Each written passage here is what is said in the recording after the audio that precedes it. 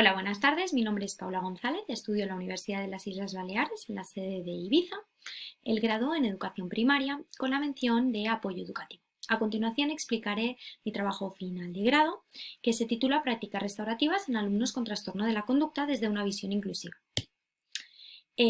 Para empezar, haré una breve contextualización sobre los puntos y los ejes que voy a tratar. En primer lugar, la evolución y las características del trastorno de la conducta. Cómo voy a abordar la situación de exclusión de estos alumnos, que lo voy a hacer a través de la inclusión y de las prácticas restaurativas, ¿de acuerdo?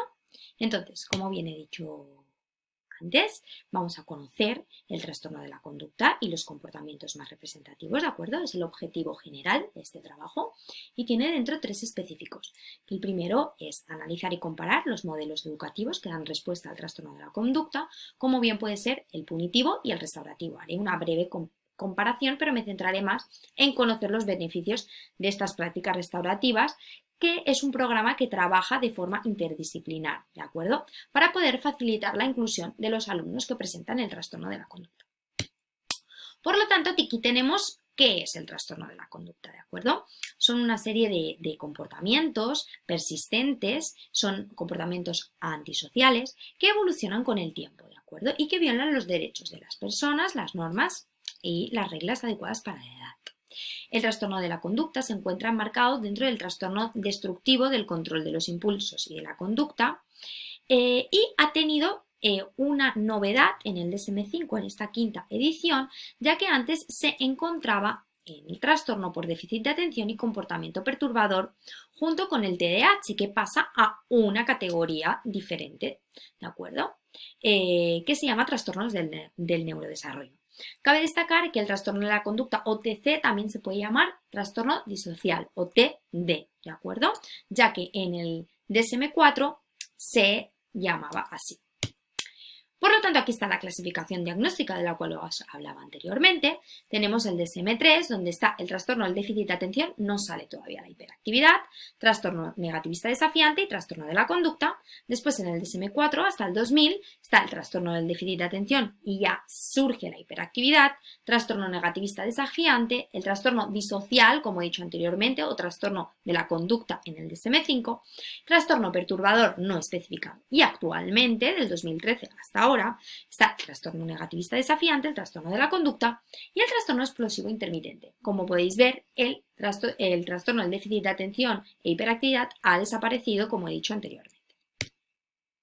Estos son los indicadores y comportamientos característicos del trastorno de la conducta, ¿de acuerdo? Se clasifican en 4 rangos diferentes y deben cumplirse al menos 3 de los ítems en un cierto tiempo menor de 6 meses, en 6 meses, y que el alumno tenga menos de 18 años para que se pueda decir que tiene el trastorno de la conducta, ¿de acuerdo? Como tal.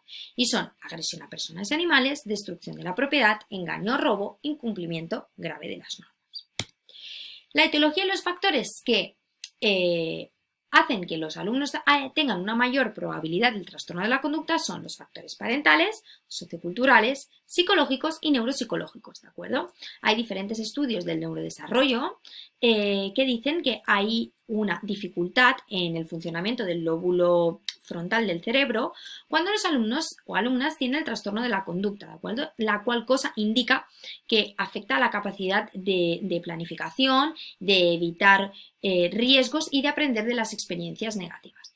Y aquí en este gráfico podemos observar que hay una mayor prevalencia de que los niños tengan trastorno de la conducta que las niñas. ¿Cuál es nuestro papel en esta situación? Bien, tenemos que tener en cuenta el diagnóstico diferencial, ¿de acuerdo? Para intentar evitar confundir con el TDAH, con trastorno de oposición desafiante, con comportamientos disruptivos que puedan tener los alumnos por tener una situación personal, ¿de acuerdo? Y ya pasamos a la inclusión, ¿de acuerdo? ¿Por qué la inclusión? Porque la inclusión se basa en las capacidades, en los intereses y en las características de los alumnos y entiende que todos somos diferentes, ¿de acuerdo? Está muy presente el concepto de diversidad. Todos tenemos derecho a la educación, todos podemos aprender de todos y hay una aceptación tanto de la heterogeneidad, como he dicho antes, como de la diversidad. Para llegar a la inclusión hemos debido de pasar por la exclusión, ¿de acuerdo? Que la exclusión es la negación parcial o total de la educación a los alumnos que tienen alguna discapacidad. Después hemos pasado a la segregación, que eso era un pasito más allá. Hay derecho a todo el alumnado a la educación, pero vamos a centros distintos. Después está la integración, que por desgracia hoy en día sigue pasando. La figura del maestro de apoyo educativo, no todo el mundo se puede beneficiar de ella. Y por último, la inclusión, que todos aprendemos de todos. Es una escuela flexible, con un currículum abierto, donde todos se benefician de la figura del maestro de apoyo.